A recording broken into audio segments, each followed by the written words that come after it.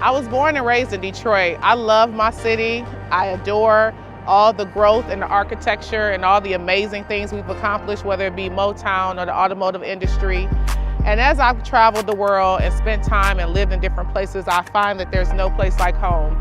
Detroit will always be home to me, and it'll always be a place that I love. I love this staple, which is amazing.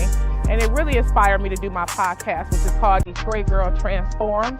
I decided to do this podcast on Resilient Radio, which is a Black-owned station based in Detroit. And it really highlights the transformation of my city while I, as an individual, was transforming. And what kind of people come out of Detroit, which are really people with hustle and grit, who are determined and also exhibit perseverance. The podcast will really focus on different people that have different phases of transformation, whether it be their finances, their well-being, their travel experiences, how they transform their relationships, how they transform their spiritual beliefs. Because at the end of the day, we all want the same thing, and that's what's best for our city, and that's what's best for our legacy and our future and our family.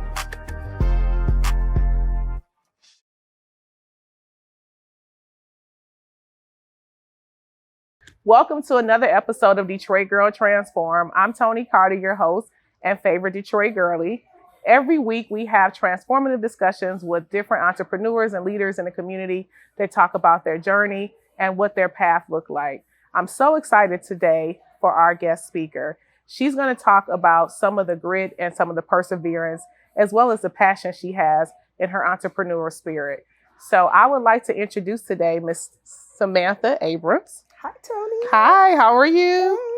Hey. And I am so excited. I was like fangirl out. I came to your restaurant opening, and I'm so happy that you agreed to join the podcast. So welcome. Welcome. So we're saying welcome to each other, which is great. Yes. Oh, I love that. So Samantha, just a little bit about Miss Abram. She's a dynamic, results-driven leader with nearly 25 years of experience across the private and nonprofit sectors.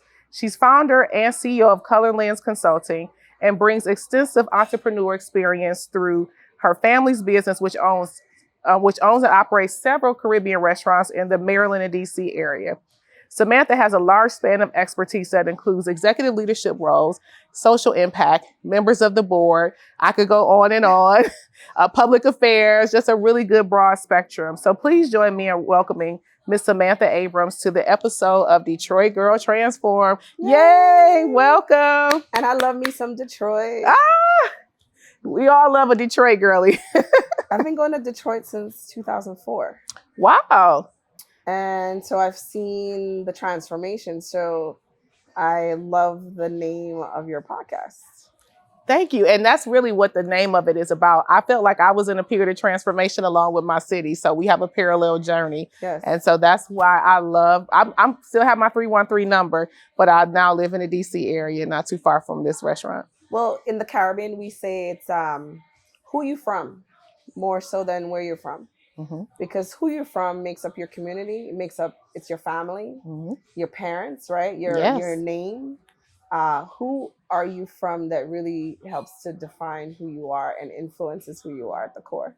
I love that. I love that because it's more about who sometimes. Yeah. Where is a part of the story, but who is the beginning. Well, and that city is the who too, right? Because Detroit, I know, is a place that is founded on community. And no matter how many times it feels like Detroit gets knocked down, it's never out. And it's a city that I feel constantly evolves and reinvents. Yes. Yeah. Yes. And I think, I love that you said it gets knocked down and comes back up, right? Because I think it's a very resilient city. Oh, yeah. And that's what I love about it. I don't meet too many quitters from Detroit. No, me neither. I love it. Yeah. We're like, oh, you don't believe me? Let me show you. Let me show you. That really is the thing with Detroit. That really is. It like motivates us. Yeah. Awesome. Well, let's talk a little about your background. Yeah. Let's start from the beginning. Can you share a little bit about your roots and the place that shaped you to who you are today? Yeah. I love talking about the where and the who, mm-hmm. Because it's really influenced so much of who I am today and how I show up. Born and raised in the beautiful country of Guyana, South America. Okay. It is one of the The Caribbean is made up of mainlands and islands, and Guyana is one of those mainlands. It's a country that boasts 83,000 square miles. Wow. We have a significant part of the Amazon, which leads to the dynamism and the diversity of the country, not just in people, but the ecosystem. So we hold some of the world's reserves in biodiversity, birds, species of different animals, big cats, Ooh. snakes. I mean, you name Definitely, it. I remember the snakes. Just trust me, you don't want to see those anacondas. But it also kind of the diversity comes into the people as well. Started out with initially the Dutch and Portuguese having significant influence. The Dutch helped to build up the infrastructure of Guyana in the 1600s and so on. During the transatlantic slave trade, of course, we had our African ancestors coming to the country. By 1793, we had our first slave rebellion. And it's actually the first slave rebellion that's documented in the Western Hemisphere and in the Caribbean. This is before Haiti and Toussaint. The difference is that Toussaint and the Haitian people were absolutely successful. They were able to gain their independence. I think it's 1804. So it was quite amazing to know that my sweet little country, Kofi, or Cuffy as we like to call him, is our national hero. And that genealogy and the DNA of my African ancestors shows up even in how I am today in the world. By the 1830s, we had Chinese and Indian indentured servants. And so you had the Dutch and Portuguese who were there, the British coming over and really solidifying their spot as ruler of these British colonies, British Guiana. And by 1966, we gained independence. My parents left and went away to Canada in the early 70s. Had one of my sisters in Guyana, had another one in Canada. Shortly after, in 75, when she was born, terrible snowstorm. Found out they were having me. My mom was like, not again. No kid in under 40 below weather. Let's go back home to Guyana. So she went back. They went back. And I was born. Oh, I'm so happy. So you were born in Georgetown, Guyana. That is a very interesting story. I love it. You probably I'm so grateful. You came out as a trailblazer. It's funny you say that. My mom started our family business while she was expecting me. She started designing pot holders and oven mittens. She had her own patents. And fast forward all these years in the space and in my executive roles as in the entrepreneurial and social innovation space, I was just like, I was learning how to pitch because my mom was there. I was there hanging onto her hip as 3-year-old girls, listening how to pitch, how to market, how to negotiate prices. How beautiful is that? So we all have that story. When people say I'm the first, I always challenge them. It's like, I agree. Let's look back. Yeah. Let's look at that auntie that was canning peaches, especially in the South. Yeah. Right? Yeah. And you're surprised at how, it's so surprising how so many of those things are just kind of a part of our experience, but also it's in our ears, right? It's what we're hearing. Yeah. And it's what we're seeing. And it's like, and the next thing you know, you're like, why do I want to, my dad worked for the government. He had been to every continent except for Australia. And I was like, why do I'm just obsessed with traveling? Well, he would come home with the stories and be like, oh, I went to the pyramids and, you can't touch the pyramids. And so, it was just something as a little girl that I was like, oh, I'm going to do that. I want to see the world like my dad did. Or sometimes you just don't. Like, I don't even think I said it for a while. I was just going out seeing the world, right? You probably just had this spirit inside of you, and you're like, well, why do I have just such this instinct and this knack? And then you have to think I about asked it. that question. Yeah. But you're right. Like it's modeled. Yeah. Which is why representation matters so much in every space that we exist in. I always tell people my existence is enough justification. I don't need to justify anything to anybody. Like, I'm here. Yeah. And which means there was intention and design for me to be here. Mm-hmm. So I'm going to take up space. Yeah. Whether you want me to or not. Whether you want me to or not. I love when people say you want a seat at the table. I'm like, honey, I am the table. I'm the whole damn buffet. I'm the whole table. 15-course meal. Get into it. With some good alcohol. Yeah. Beverages. Good little flavor. That is such a good story, because I think that, I think you growing up seeing those things, it would be very difficult for someone to tell you what you can't do. Yeah, but it also made me very conscious when I moved to America in 1993. Mm-hmm. The difference in my Black experience in the Caribbean. Mm-hmm. Because like your dad, my dad used to go to Cuba for work. Mm-hmm. He had training in Cuba, would bring me back gifts. Mm-hmm. And my first pair of Buster Brown shoes, for people who grew up in the early 80s know that. Yes. Those Buster Brown shoes, the little Velcro strap. Yeah, big deal. Learn how to walk on Learn those. How to walk in. Well, I was going to say, yeah, that's what's wrong now. I'm like, why is this kid not walking? Give him some Buster Brown shoes. Buster Brown. Give him some support. And he brought back I learned to read the Roman numeral clock by 5. Mm-hmm. Wow. And it was because he brought back this big clock. Mm-hmm. And when my parents and just people around me challenge me, I'm like, oh, you want to see? I'm going to do it. And if I can't, okay, but I'm going to push myself. So they used to challenge me to do different things. Mm-hmm. But my mom used to take us to Barbados, my eventual younger brother.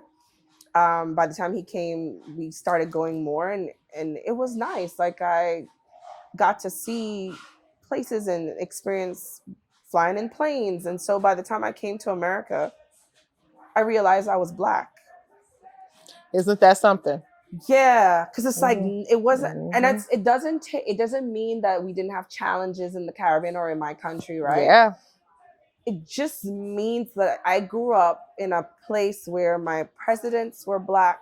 Yep. And I like Black men. Mm-hmm. My council member was a strong Black woman. Mm-hmm. I had my parents. And again, I recognize and understand that our experiences vary and it differs. I'm just so fortunate and blessed, yes, to have had that. But because of that experience, it launched me into this strong desire to really explore what happened in America, because we didn't have Jim Crow laws and things like that. So I became obsessed. And I took every African American studies class I could possibly land my hands on. Wow. In high school, in college. And then that thrusted me into a career where I literally started off my career funding civil rights legacy organizations. So it's like, wow. It's amazing what curiosity can do and where it can take you. That and trusting, for me, my faith is so sound. Mm-hmm. And it's a muscle that I've just been exercising more and more and more as I got older. But I was raised in a faith-based home, in a Christian home, where my parents taught me to have a relationship with God very, very young. Mm-hmm. The Bible is the first book I knew how to read. And so it really helped. It helped. I listened, and I was trying to be as obedient as I could, while still knowing that God gives me flexibility to co-create. Yeah. Yeah. I think, having that as a foundation early it probably yields itself sooner than later, Yeah. but also very powerful later. Yeah. Because it's like, that's, like you have things come and go, but God never leaves you. No, And I think there's a beauty in that. it is. Because life can really get challenging. Yeah. It can beat us up. It can really beat us up. And I've got beaten up, but I've never got beaten down. Mm. Yeah. And resiliency, it's one of those words, it's like I have a finicky relationship with it, right? Because you can't be resilient absent of experiencing sometimes trauma. Oh, yeah. I'm just like, yeah. I don't feel like getting beat up. Yeah. I didn't order that today on the menu. Yeah. I'm ready for my soft life era. I am signing up. Like, if anybody wants to start that with me, please. I want my, but what I discovered a long time ago, I do have it all and I can have it all, just not all at the same time. I always say that. When everyone asks me a question about work-life balance, and I say, you can have it all, but nobody says you can have it all at once. Can't have it all at once. And I over the years, I've also challenged myself on, is it balance? Because if you're balancing, it's like you're kind of doing this. It's a scale of weight, right?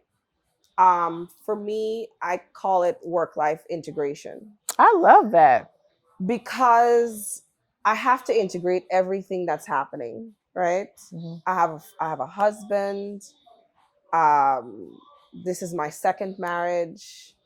I was married for 15 years the first time, had 2 beautiful kids with my ex-husband, and we got to the point where it just didn't make sense anymore, right? And so I chose to love me more. And wanted to provide an environment where the children saw a super healthy and happy marriage, because I know that I'm not raising kids for me. I'm raising children who are really going to be adults and be partners for somebody. So how can I show up as my authentic self? How can I show them that they can have everything, just not all at the same time? Exactly. So that integration today, sometimes I win. Like now it's me and you, right? Yeah. Girl, I didn't even cook dinner. It's Sunday, I ain't cook. Which in many, many households, Sunday dinner is a big deal. We gotta figure it out today. Sometimes work wins, right? We're Black women. I'm sure our career journeys are quite similar, and we're not an anomaly. So many of the Black women will listen to this, see this, and say, yeah, I know exactly what she's talking about. 100%. Trying to figure out how to have a family and be there for friends. Because I love me and my girlfriends. Yeah. My girlfriends are like my sisters. But also growing our careers. We're entrepreneurial many times before we begin being entrepreneurial. We're running significant budgets. We're doing marketing. We're this, we're that. And so we're leading divisions and departments within companies as if it's our own. Like I remember being at Geico and my CEO telling me, because I was very irritated with him as a young woman in corporate when he was signing off on my expense reports and I was pennies off, and he rebuked me. He rebuked you, or he rejected the expense? Both. I've never heard it referred to that. But that gives a good insight of what experience you were having when that rejection came. I was like, but Mr. Nicely, it's just a couple of pennies. And he said, yes. You bring a couple of pennies, and the next person bring a quarter, and the next person bring a couple of dollars, and I'm signing off, and all the leaders are known to just sign off on these expense reports. And we have, at the time, I think it was under 10,000 employees. I mean, it was just the year 2001. So maybe they had about 10,000 employees. And he was like, just think about how that adds up. Yeah. And then I learned about the balance sheet. I was like, oh. And that taught me the most valuable lesson. So I treated Geico's purse from that moment on. Then he said, don't you ever leave a penny on the ground.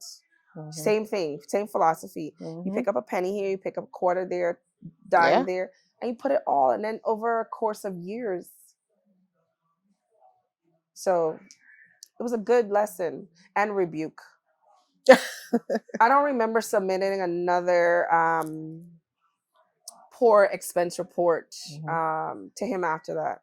And the reason it was going to him is because I reported to the vice president and she reported to him. So in her absence, or if he needed something, I think he was also just trying to test me to see if I was going to be ready for this life that he was going to put me in. Yeah. And yeah, it was a good rebuke. It's a good lesson in it. And it helped me to lead from then on with that mentality. So my teams now, when they work with me, everybody's conscious, cost conscious. And I show them how it really does impact and how it's a trickle down effect. Yeah. And how it could really prohibit growth. Yeah, I find that the storytelling or the illustrative anecdote gives you a good visual of the why. Yeah. And the why is what motivates you to start, stop, or continue, right? Yes. So that's a really good story. And I think a lot of times, even in HR, I always say that my biggest lessons have been learned from HR leaders as well as operational leaders. Yes. Because at Walmart, I learned a lot about operations. That's why I knew about the expense report. So, I mean, for a multi-billion-dollar company, they always have a story about the penny P&L and how do you remain profitable is you got to carry those pennies. Got to carry the pennies. Yeah. And because of that and that learning and those teachings and me listening and being obedient and not being resistant and being own way, very soon I was thrusted into leadership roles as like the youngest Black woman in those roles.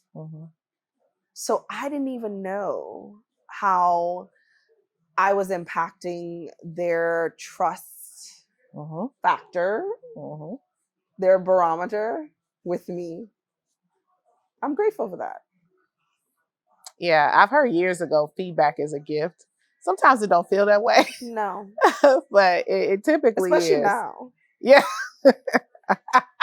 True. Girl, sometimes people be sending some reviews and I'm like, feels like a gut punch. Yeah. Yeah. But you have to hear it. Yeah. I mean, you have to evaluate it, right? Some of it, it's like you have to really sift through and. Yeah, what resonates with you. Yeah. Right? Because at the end of the day, you can always respect the person that said it to your face. But some of it is like, eek. Yeah. And because it's true. Yeah. Because you're already working on, like, we're likely working on that thing. Like, I've seen it. My team knows that they're like, Samantha misses nothing. My head is always on a swivel. Like, I might not say often or speak about something, but I don't miss anything. Yeah. I live life on the alert. Which is good, especially right now. Oh, most days with that other stuff, I don't care. Yeah. I don't care. Yeah. You like, all right, you're gonna disrupt my peace today. Drinking my water and minding my business. Cheers to that. That's why you got good skin. Because you mind your business. Yeah, I think it was the mangoes that I ate when I was a kid. Oh, and my the goodness. Passion fruit. Yeah. And the tamarind and the star fruit that the star fruit is called five finger in Guyana. Oh, is it? I didn't know that. Yeah. And then the name of the restaurant is Sapodilla's, right? Yeah. I don't know why I did the apostrophe S. I don't know. But whatever it is, it's stuck and it works. It's the brand. But it was my favorite fruit growing up in Guyana. Really? Yes. So that's how you came up with the name of this restaurant? Yes. It was a miss for me. Like, I miss my country. I miss fruits. And, I want to take away if that happens to be a question, but Sapodilla. And because it's the color of our, like, this nice honey brown. And they used to call me Sapodilla Brown. Really? That's a good story on how you came up with the name. Yeah. That is such a good story. Yeah. And I'm wondering what, as we talk about the restaurant, and I know you have many ventures as an entrepreneur, what ignited that spark and made you say, I want to start this journey of being an entrepreneur? It was forced. It was forced because I chose the University of Maryland Eastern Shore as the place to pursue higher education. I knew my parents brought us here for opportunity. That's the only reason these people gave up their home, their community, our thriving business. Like when we left Guyana, we had just secured a big contract with the sugar estates to sew all the overalls for the workers. And my parents said, it's great, but we got to go. They saw a direction for the country that wasn't favorable for the children's opportunity. And they simply wanted us to have more. And so we moved. And I felt some kind of way because my parents, who still are amazing people, gave up a lot and sacrificed a lot and started from nothing. My dad started, his first job was cleaning planes at JFK. Wow. At JFK. We landed in New York because that's where my uncle, who sponsored us, lived, and a lot of my family, and it's a very Caribbean narrative. You come to New York. It is, right? very much so. Florida, New York. Some a little bit of Texas, some a little bit of Georgia, but really New York is a big hub for us. Big hub, and you can branch out easily. So he on his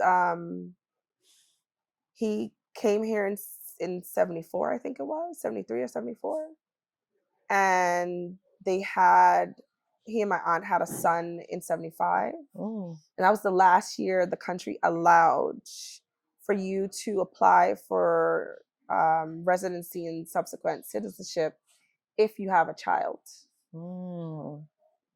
Yep. He was the second born of my aunt and uncle.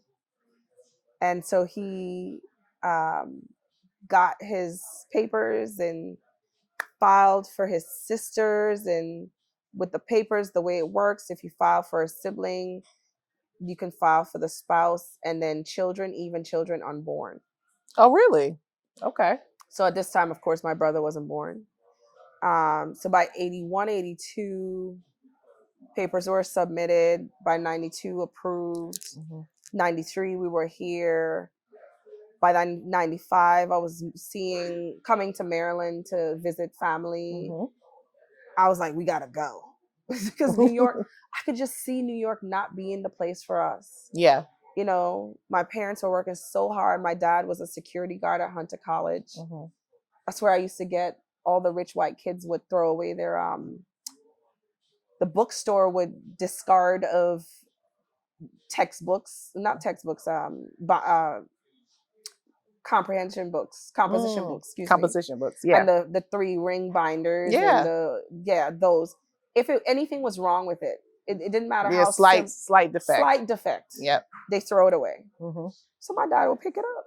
Yeah. He would bring it home for me, and that's how I got my books, to be able to go to school and write my notes. That's a good By story. 97, I was like, we gotta go, and we finally, they said yes, we agree. And my mom had her sister and her brother here in Maryland, and we moved. We took a bet. By 99, I was sitting in a class with Professor Reback into 2009 into 2000.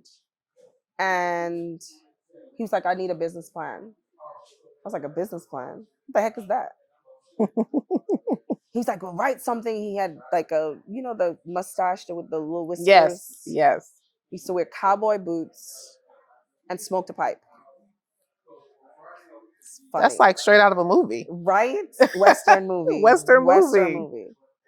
But UMES gave me a shot, and it was affordable, and I sat in that class, and he challenged his class. He was such a good professor. Research statistics.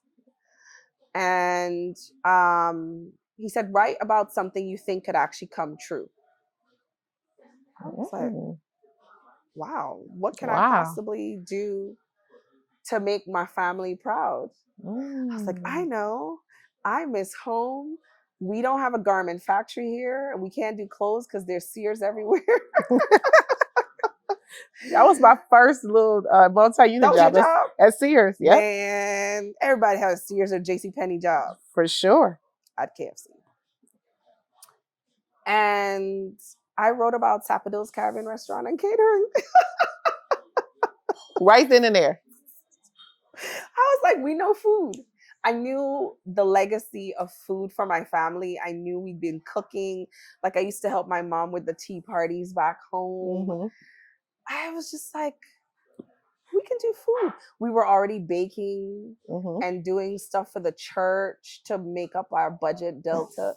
So I was like, we could do food. There's so much quality time and community built around cooking and baking. Yes. It's a huge time to gather and fellowship in many, many cultures. Especially at church with Yeah.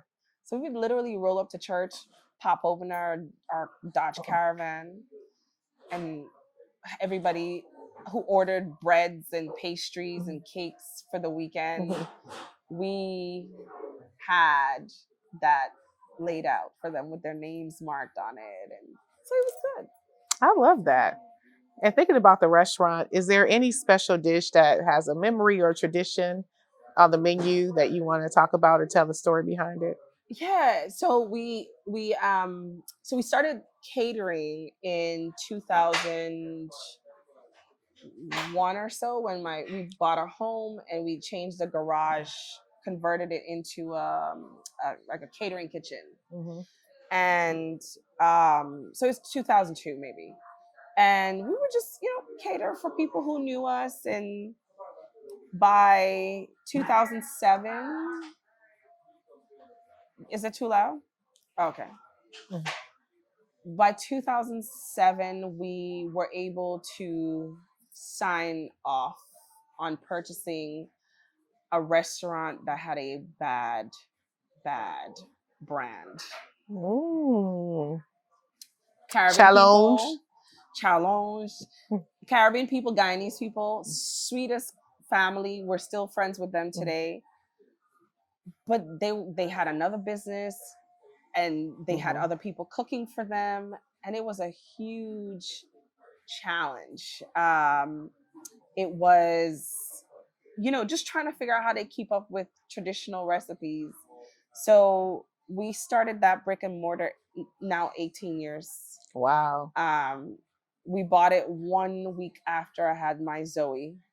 Like I was still there with my belly banded, So a little culinary baby. Old-fashioned banding your belly when you have a baby. Didn't get any money because we tried everything for almost a year. I tried every bank. I had collateral. I had my 401k, which is pretty good because Geico had done like a huge profit sharing program with their employees. Oh, wow. Yeah, so it was like I was young and I was doing okay. And of course, my parents and the home, and I had a home, didn't matter.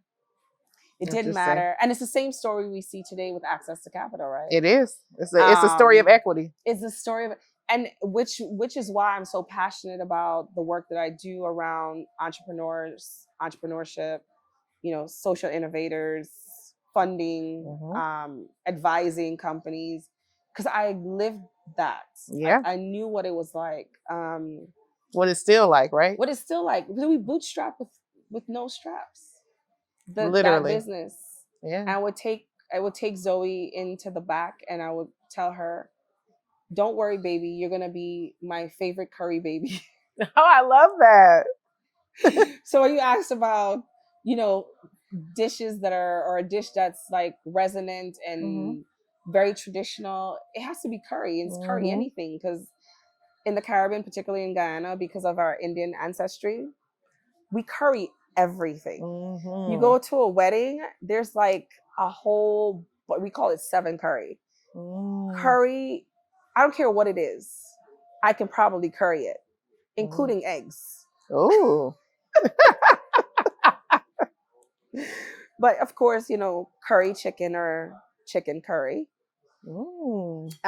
is a fan favorite for both the Fort Washington location and our new elevated dining experience restaurant here in historic Anacostia. So we do a lot of curry goats with roti. So yeah, it's a big fan favorite. And that's a good story. Every time I have curry now, I'm like, oh, where's the curry baby? Zoe's a curry baby, and Zoe just this this summer she's going to be enjoying herself between her pharmacy tech hours that she needs to complete, and then preparing to head off to Temple. Oh, in Philly.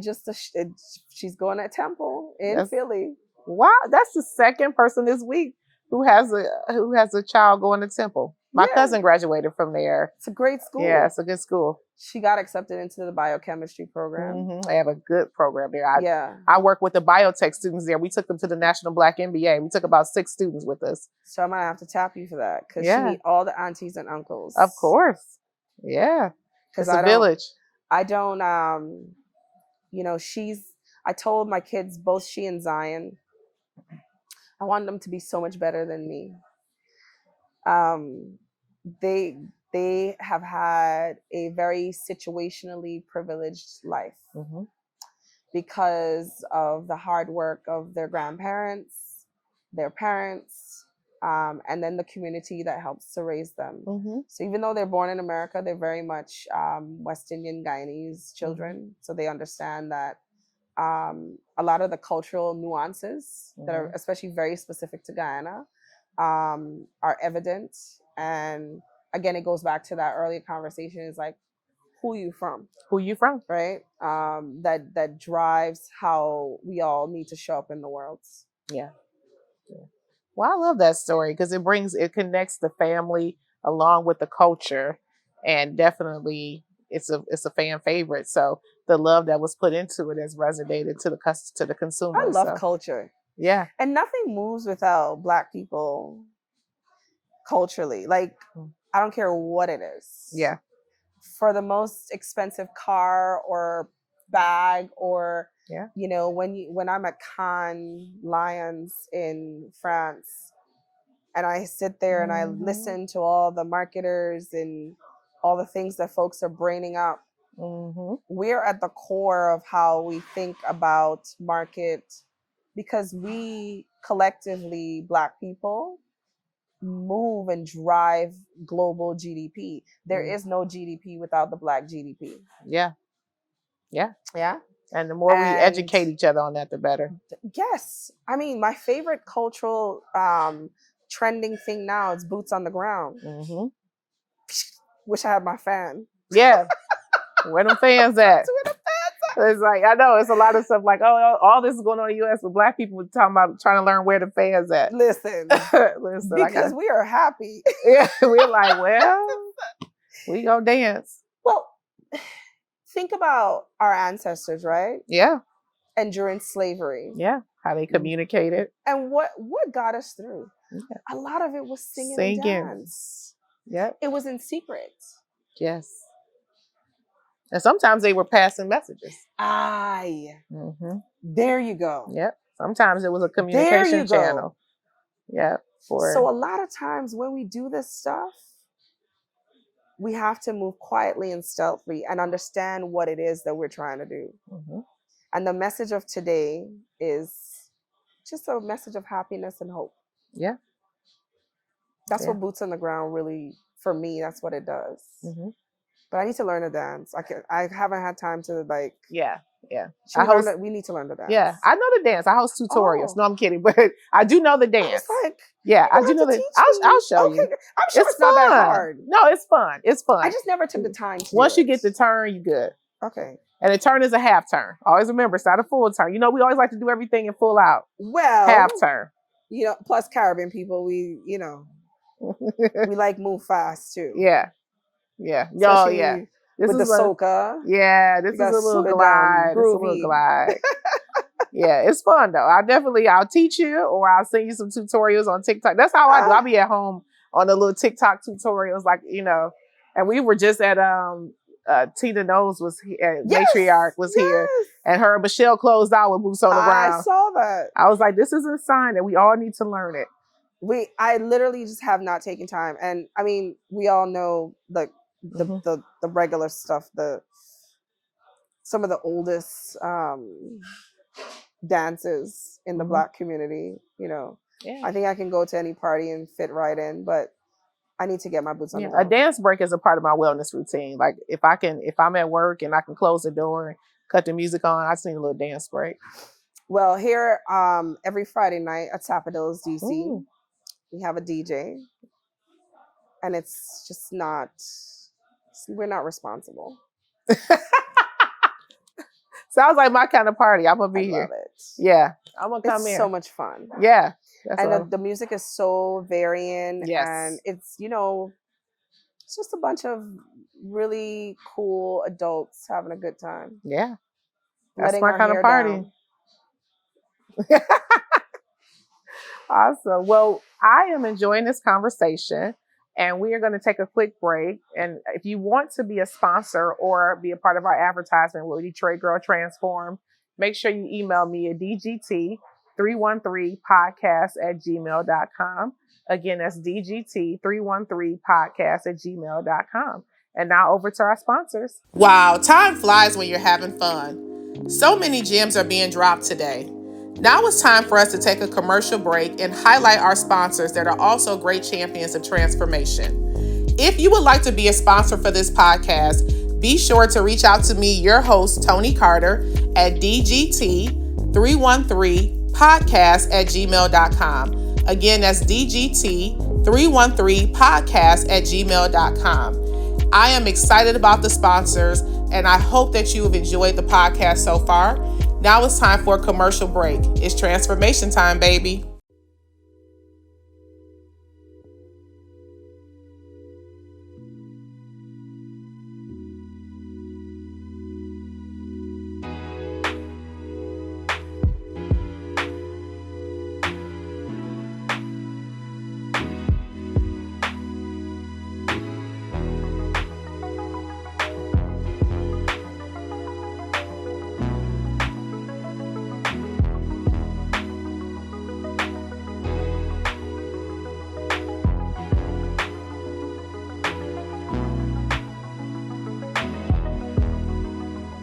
Well, welcome back to another episode of Detroit Girl Transformed. I'm your host, Tony Carter, and I'm here with Miss Samantha Abrams, who has been giving us a wealth of knowledge, not just on her journey as an entrepreneur, but also just who you're from. Who I'm from. Who you're from, which is so important, I think, and has really shaped so many of the things that you've done over the years. So it's very inspiring. Thank you for sharing. Bless my parents and my peoples. Your peoples. My peoples. So when you are not building your brand and making bold moves, how do you find balance and refill your cup? I think we talked about earlier, you can have it all, just maybe not all at once. How do you refill your cup? So I prioritize sleep. Mm.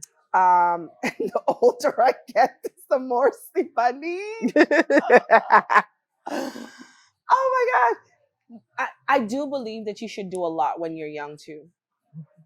When you're young, especially a young woman, I mean, both young men and women, but you know, women, we gotta, because of what our role is or we want it to be, right? Because not everybody wants children or have a desire, because them suckers are expensive and they're time consuming, which is why we have to think carefully about whether or not we want families for ourselves, right? Because it really is a sacrifice.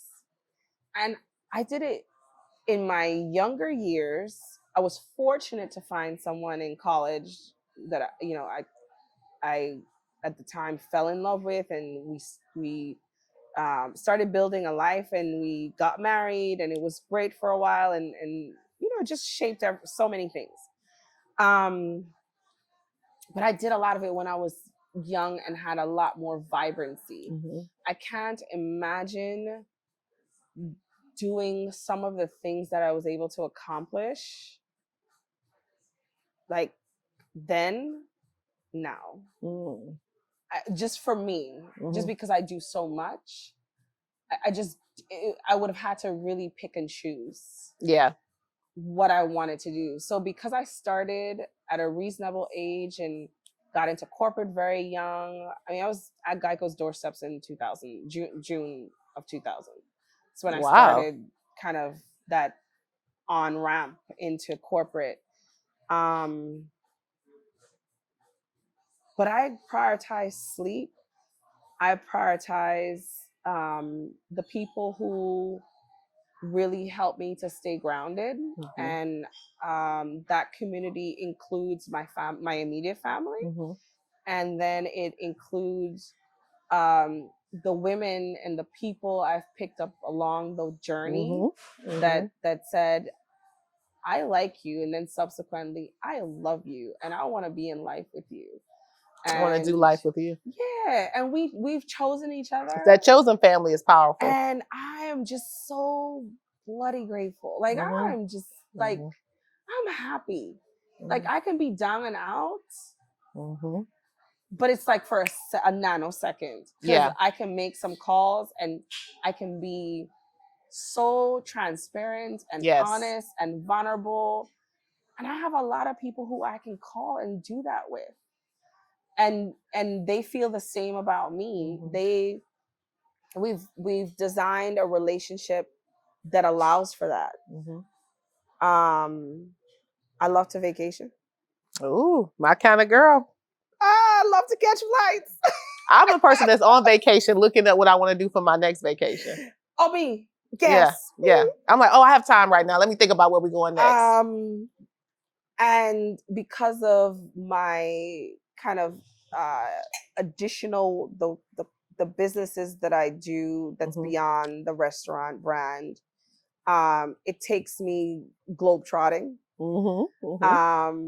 But my husband and I, one of the things that we decided when we started seriously dating is, if we're gonna be in this thing, you got to make sure your passport. And he was just like, you know what? I didn't have that person to travel with, and I love traveling, so let's go. Let's go. So we're always gone, and the kids are gone. You don't realize how you impact your kids in subtle ways too. Recently, my daughter said, we're so blessed, we're so fortunate because we take vacations. So I was like, I'm sure, your friends. She's like, no, not because, we're in private school and I'm speaking from a very situationally privileged position that I've worked very, very hard for. So I'm not going to ever apologize or shrink what I've been able to amass or put my kid or give my children. Yeah, of course. The sacrifices we make to have our kids in private school is significant. Yeah, of course. And sometimes people see from the exterior and they don't know, and they're like, oh, you think you both like, no, I actually don't. No. But this is my life, and this is just what we have and what we've worked for. Yeah. And you prioritized it as being a part of your journey of your family. So they see that and they're like, we're so grateful for that. And I was just like, I didn't realize that, again, we're just kind of just doing, and even what my parents did as like considered poor people. Yeah. They still took us on trips. Yeah, same. And she was like, Mom, for crying out loud, we have global entry. I was like, oops. Yeah, you're like, oh, I see what you're saying now. But we didn't raise these kids at Christmas time with a Christmas tree laden with stuff. We didn't. At Christmas time, you got 2, maybe 3's pushing it. The third one comes in from the family, the aunties and the grandparents. That's Christmas. Because as far as we're concerned, every day is Christmas. Yeah. Right? Birthday, same thing. There was no priority. Again, we're prioritizing what we want. People prioritize differently. there were no prioritizing of $600-800 video consoles. Mm-hmm. It just wasn't a thing. Mm-hmm. I prioritize giving them access to ballet and Mm-hmm. lacrosse and soccer, keeping them active, keeping them moving. So I'm hoping that all of what we've done and how I also display rest and respite, Mm-hmm. how I model it for them, helps them to be the best possible humans that God designed them to be, Mm-hmm. and the world will be in receipt of. Wow. That is, when you're raising children, you're sending little humans out to make a contribution to the world. Because they're not mine. Yeah. I'm just a caretaker for like a short period of time. Mm-hmm. Think about when our brains and our personalities were formed. Yeah. And when we made up our mind, kind of like who we were going to be. Yeah, our parents had some kind of control, but not really. Yeah. That's It's true. quite young, and it's getting younger. Younger. They are bolder, more fierce than ever. Because I ain't know nothing but no social media. I didn't know anything about how important gun control was. These kids are like marching at the Capitol. And I love it. I am inspired by it because it makes me happy that our generation created the space. Or the clubs that they have in school. Oh, yeah. Right? Yeah. And the leadership qualities that are even more fluent. Mm-hmm. Mm-hmm. It's a muscle they're kind of exercising better. I tell them all the time, you have to be better and bolder and smarter 100%. And faster. 100%. I feel a lot more happy and excited for our future when I see young people. I know. There's nothing more motivating and inspiring than a fearless young person. I love them. Yeah. They're best things around. I get to live through them sometimes, especially the cool ones. Oh, the cool kids? Cool kids. Because I don't know. Sometimes I'm like, I'm not that cool. You're cool. You're cool. So one of the things that we believe in, especially on my podcast, is like we talk a lot about success, but I also believe there's a beauty in failing, right? Yes. And so we believe in the beauty of failing forward. Can you share a moment where things didn't go as planned and the wisdom it left with you? So there's a term that I kind of coined for myself, and then it's not new or fancy words. Mm-hmm. It's just kind of how I thought about things. And then because I continue to advise companies, particularly those who are like pre-seed or Series A, early stage. Mm-hmm. In life, we have to be accustomed to failing up. And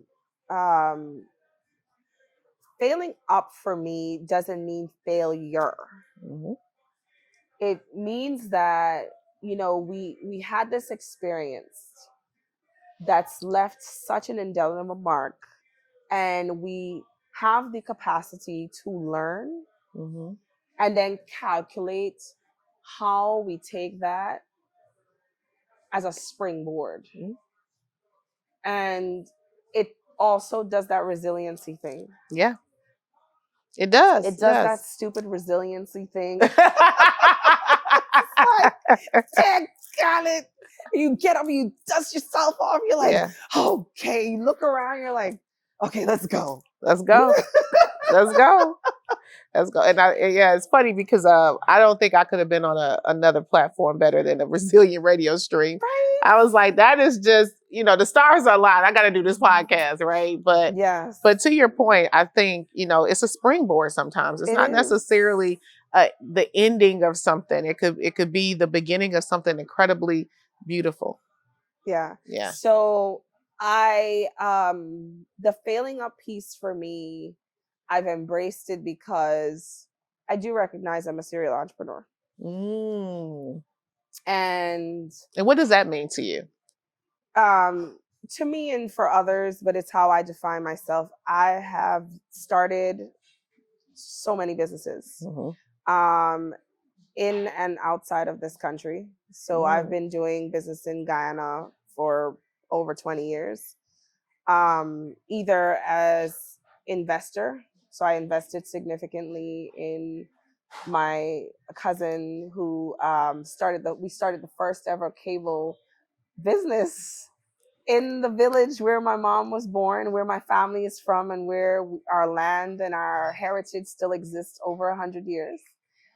And so you the reason why they can see Housewives. well, not he had this vision. He left America and went home and was just trying to figure out, like, okay, what problem I do love we that. have and how do I How do solve I for solve it? for it? And that's what founders do. That's what social impact founders do. We look around and we see what problems exist, and we're proximate to the problem, which means we are the solution. I love that. And so he started that. He invited me to come in and partner with him.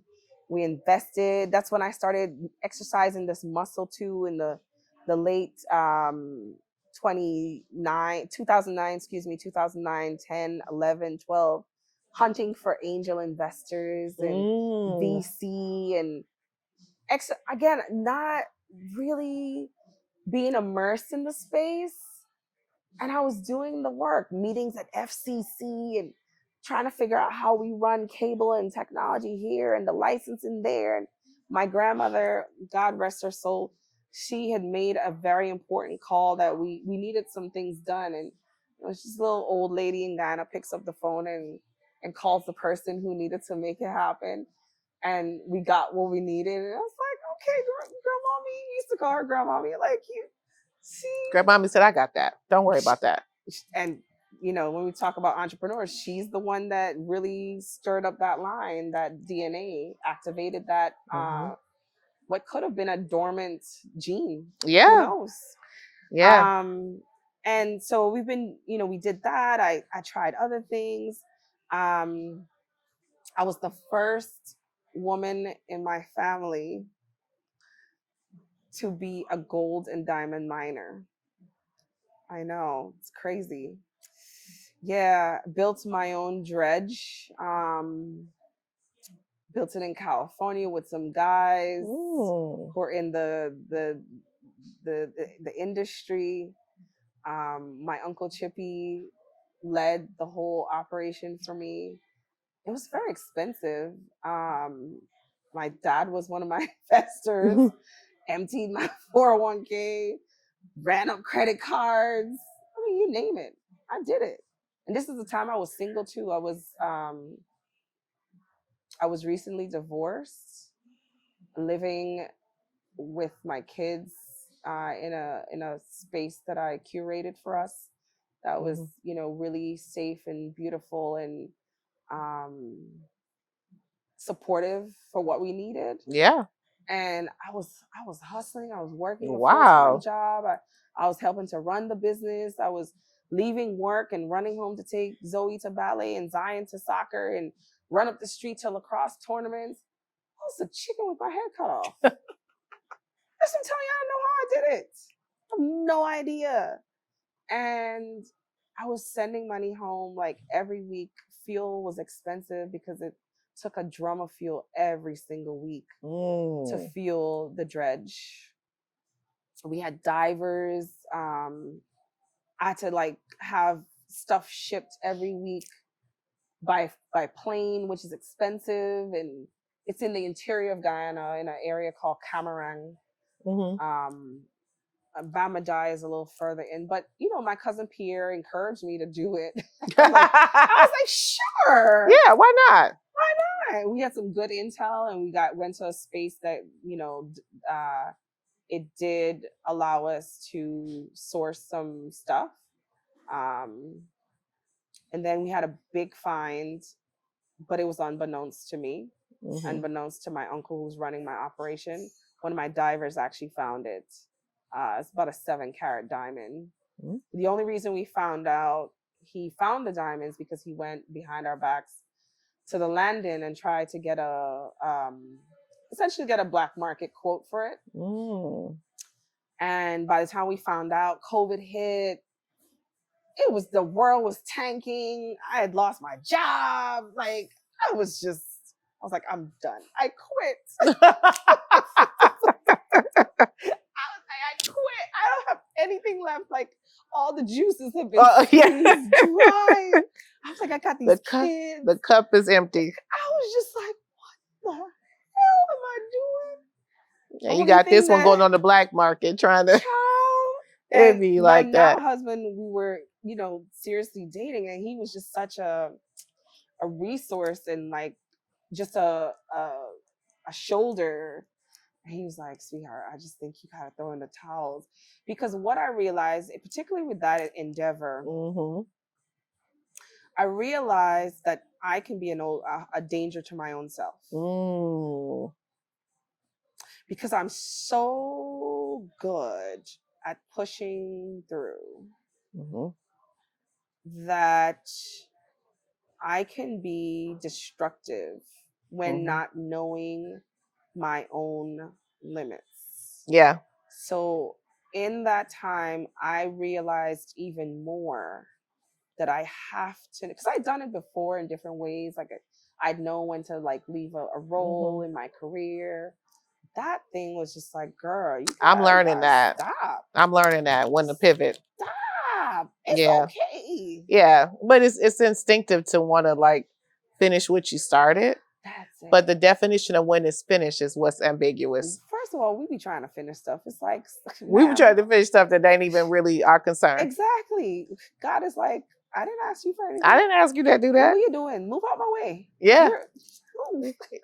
Yeah. And that's been one of my biggest lessons is like, when is it time to like, even though I've been in HR for over 20 years, I've done various HR roles. And there was a couple of points in my career where I probably should have pivoted and evolved into another space just for innovation and creativity and something that inspired me differently instead of staying in the same role consecutively, like the same type of role for so many years. And I think that's what I love about being an entrepreneur. And I love about my podcast because my topic is transformation. So I can talk about whatever I want. It's your world. Yeah. I don't have to be like, oh, it's lifestyle. Because when people say, what's your podcast about? Transformation. Anything can be transformed. And that's why I love that topic. And I love it. And I'll say this. Well, I can't wait to interview you. Hopefully. Oh, yes, of course. Someday you're going to have to let me flip. Yeah. It's your podcast. But I'm asking now. Let's help you tell your story. So everybody can really know Tony. I would love that. That would be fun. You have to help me do the whole, questions and all that stuff.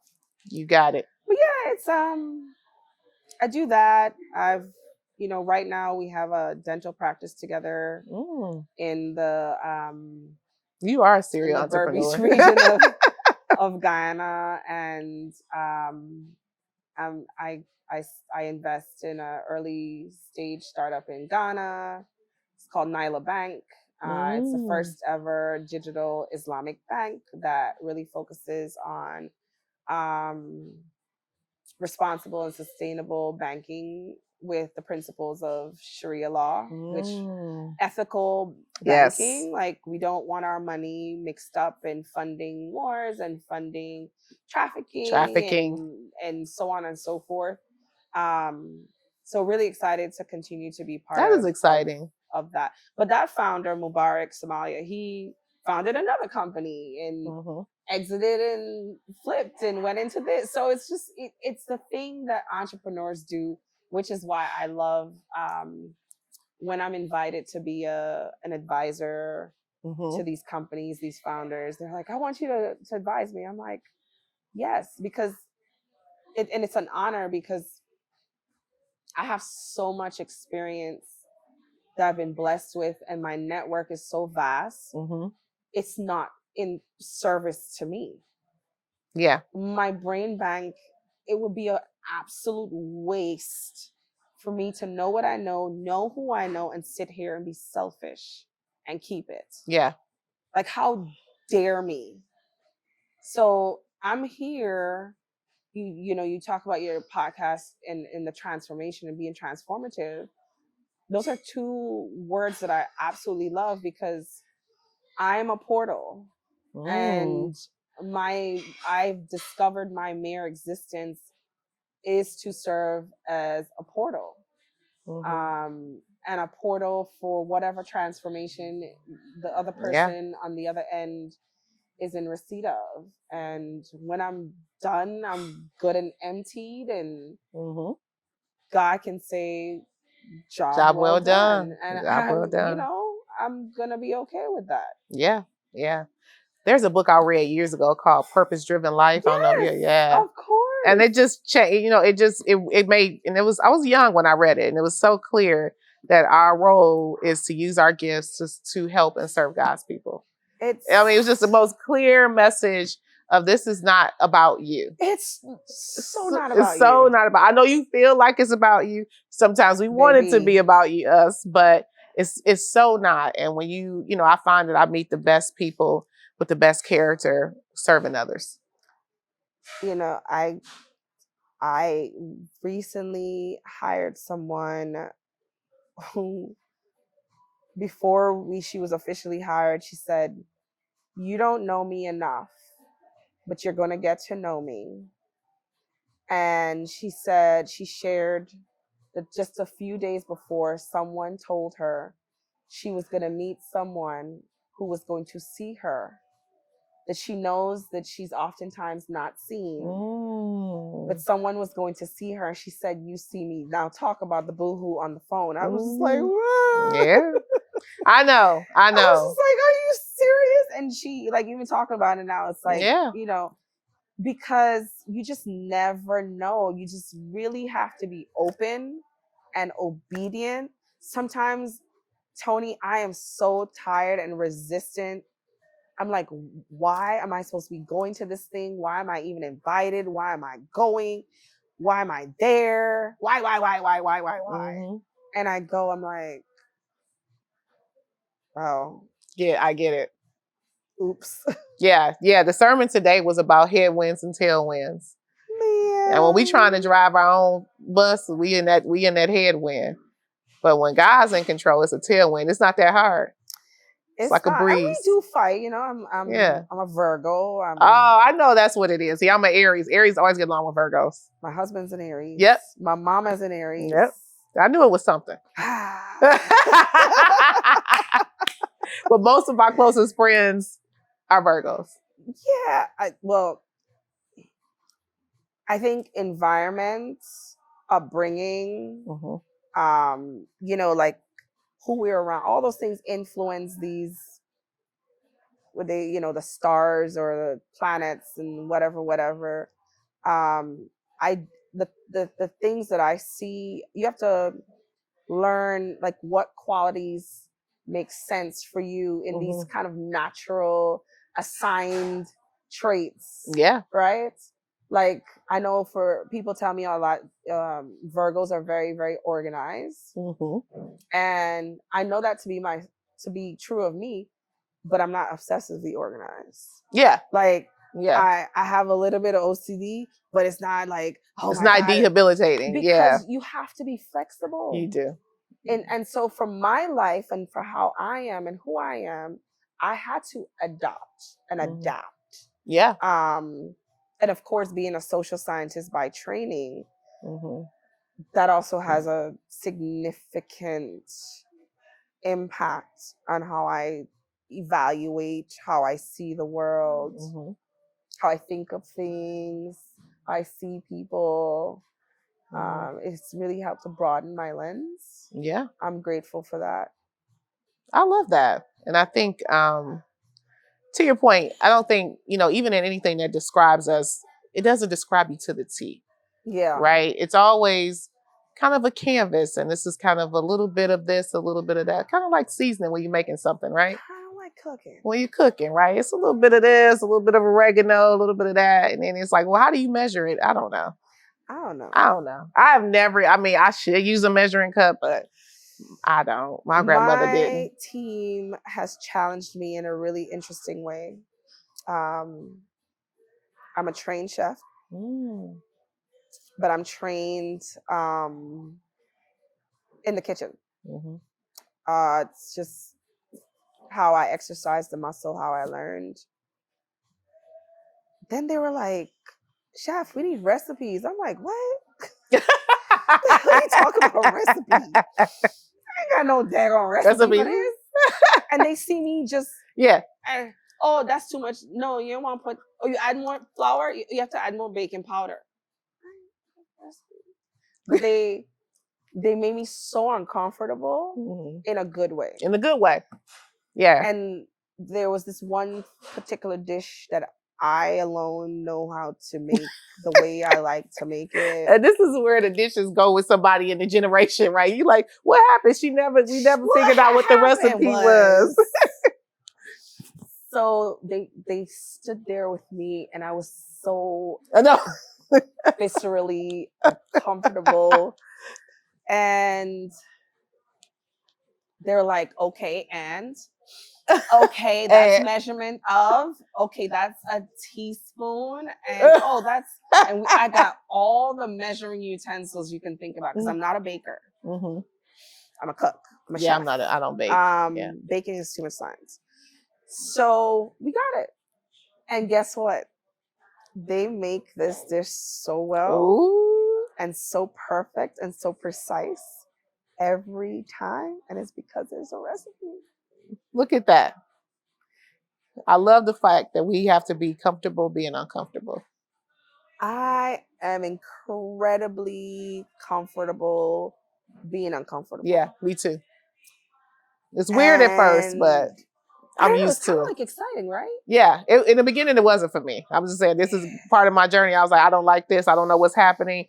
But the older I get, the more comfortable I am with being uncomfortable. I sit and I literally stew in being uncomfortable because I'm like, I'm there for a reason. Yeah. And so the woman VP I told you about at Geico, Black woman, Fisk University grad, barred in 6 states. She was a baddie. She said sometimes, she's like, "Sam," people who are my family, close to me, call me Sam. She's like, "Sam, sometimes you just have to march in place." And I'm like, "Rinthia, what are you talking about? March in place, you know?" Yeah. What's that? I'm young and spunky. Right. She's like, "You have to march in place.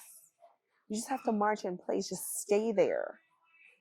And that's I think what we talk about, like sitting and stewing and being uncomfortable. Yeah. Because we don't know what's happening. We don't. Because human desires to control. I'm working on it right now. But when you exercise a tolerance and a muscle for just letting go and understanding, which is a word that I've kind of adopted over the past, 2 decades to help me kind of navigate life. Maktub is an Arabic word that literally translates, "It is written." It is written.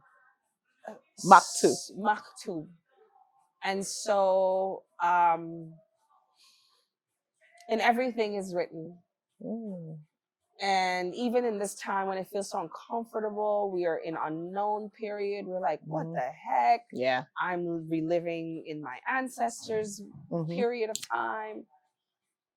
There's some reason and purpose why we are going through what we're going through. Yeah, I agree. And we have to understand that 1,000 years is like a day to God.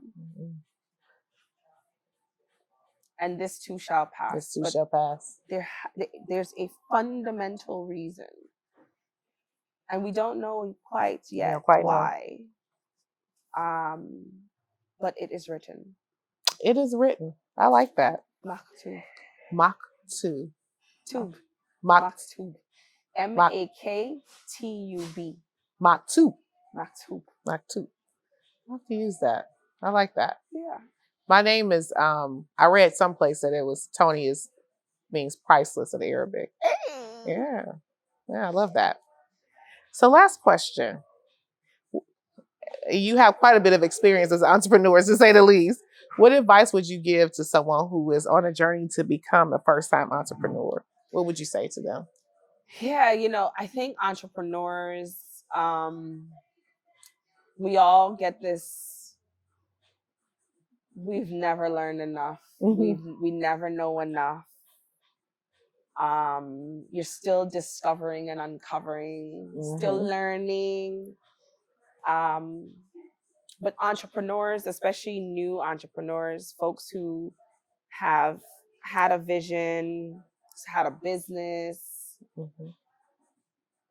there's a couple of things that will kind of encompass this guidance, recommended guidance. The first thing is always bet on you. Bet on you. You're the best bet you can make for yourself. Bet on you. I co-authored a book called The Empower Female Black Leader, and my chapter is called Bet on You. Bet on you. I can't read it. I'm gonna have to get the book. Yeah. Oh my gosh. And you're gonna have to give me writing tips because I want to write a book at some point. If you can get an opportunity to co-author first, that's a great introduction. Never thought about that. Yeah. So we're definitely gonna have to talk about that. We got a list of things we're gonna connect on. Add it to the list. Yeah. Tick, tick, tick, tick. Always bet on you. You're the best bet. You are. You're the safest bet. Even when it feels rough, it's still, one of one. Still the best bet. Don't deviate from your vision. Yeah. Don't let anybody distract you. The fact that you were able to conceive something means that you can hella birth it. Male or love female. that. You can, because you conceived it, you can birth it. You can conceive it, you can bring it to life. You breathe life into that. And so you always have to speak life into it. I used to talk about Sapodillas, especially this new location, DC. I used to talk about it. And I have friends who come here and they're like, oh my gosh, Sam, I can't believe you were talking about this 15, 20 years ago. And look at it now. Look at it now. Because it took a long time to get here. It took but Maktub, if I sit here and chronicle how everything came together, you'd be like, what? And all those steps that I took is what led me here. And there were some big, bold bet steps. And always have like really good people around you to advise you, including the professional services. So it's the same advice I give to my founders that I serve as advisors to. It's expensive, but I guarantee you want to invest in, like, as early as you can, invest in professional services, like have an attorney. Yeah. Make sure you have a CPA, and interview these people and make sure that they're good for you as much as you think they align with your core values. Yeah. And like, those are kind of like the big ones for me, like knowing your numbers, having that person that knows the numbers with you, and then having your attorney. You just never know when you're going to need your attorney, and just kind of go forward with confidence. And if that one doesn't work out, like, know that the next one's going to work out. Like, it's just inevitable if this is what and entrepreneurs feel it. Like, you can't run from it. You try and you just feel like you get. It's like, yeah.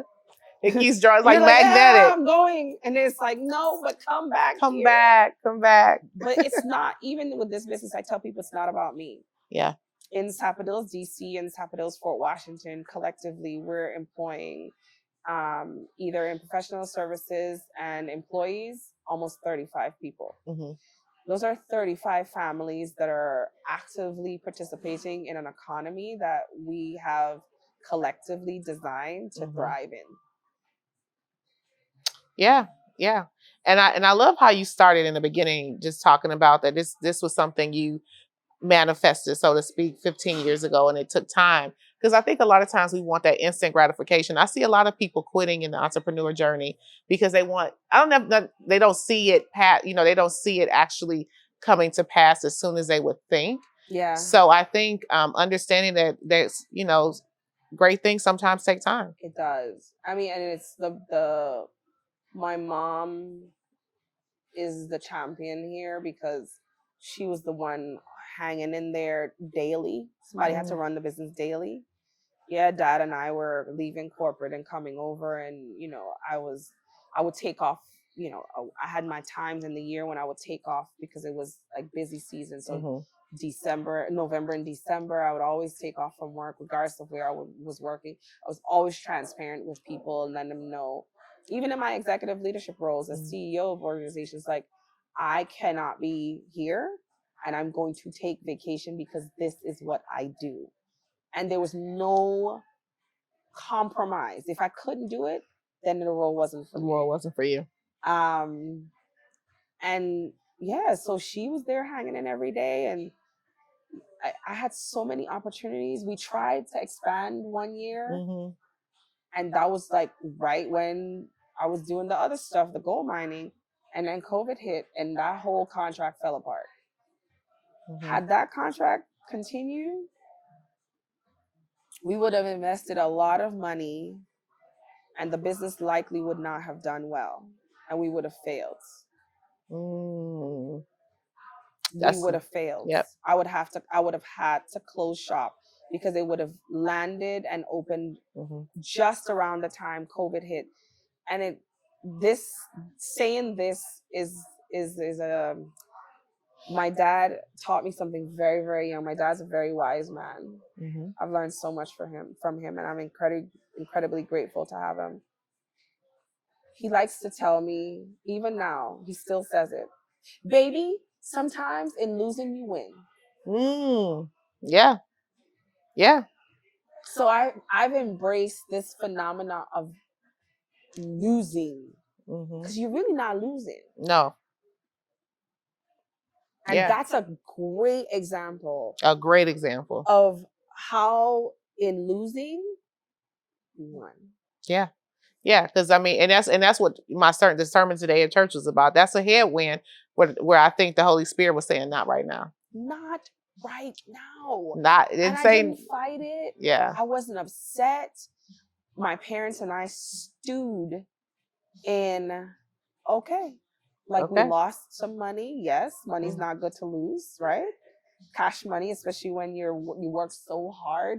Our bodies have been beat up. Like, nobody sees behind the scenes when I was working 16, 18 hours a day to help keep the business alive. Because I quit corporate and was like, I'm going to just do all this. Yeah, but double down. Yeah. Yeah, but double down. Didn't have anything. Didn't have money. I had enough. I had enough. So it wasn't even I didn't have anything. I had enough. Yeah. And I committed to being okay with enough and not having, what I was like used to. I was used to doing my hair all the time. Didn't do my hair for 2 years. I did it myself because I couldn't afford it. Yeah. Because I chose to take the money that I would do something like that and pay for piano lessons for my kids, for instance. Sacrifice. Yeah. Because it's a short-term sacrifice that I made in my head. I'm still sacrificing, but it's for the broader gain. Yeah, sure. Yeah, short-term sacrifice for a larger gain. Yeah, and the broader game include these amazing people who are on my team. They're so bought into this vision, and I continue to work hard because this is just the beginning for the Sapodilla's brand. Just the beginning. So look out for more things to come. Well, one more. I know I said last question, but one more question. Just if you could finish this sentence. I'm at my best when? Sitting on the beach in Jamaica with my husband. Doing absolutely nothing but sleeping. Sleeping. I think we have, this has inspired me to really commit to a better sleep routine. Oh my God. Because I love sleep. Yeah. You are like very laser focused on that, and I think it fuels you in how you operate during the day. So first of all, thank you so much. It has been such a joy. Oh, joy. Joy. Down from preparing for this interview to the time that we spent. It's been such an inspiration. Yeah, So, thanks for working with the crazy schedules. oh, We're like no. in different parts of the world and we're still texting and Oh, we're good. talking and it's great. Yes, Thank you. Thank Thank you you. for coming up with this. This is amazing. Oh, I've awesome. learned so much from you already. Can't wait to learn more Thank on you. the podcasting thing. Yes. Like even the logo and the way it's designed and the little mic, I love it. Thank you. So make sure you come visit us here in Anacostia. Yes. And check out some of the amazing food. I'm going to come on Friday night. Yay. Yeah, and come and do The some DJ. dancing with the DJ. Boots on the ground. Boots on the ground. We're learning it. And that concludes today's episode of Detroit Girl Transform. You can find us every Tuesday night at 9 p.m. Eastern Standard Time on the Resilient Radio stream. I'm your host and the owner of Detroit Girl Podcast, Tony Carter. Until next Tuesday, it's transformation time, baby. Thank you for tuning in to today's episode of Detroit Girl Transformed. Listening to these stories of transformation has not only been informative, but very inspiring. Be sure to join us on Transformation Tuesdays at 9 p.m. Eastern Standard Time on the Resilient Radio stream. It's transformation time, baby.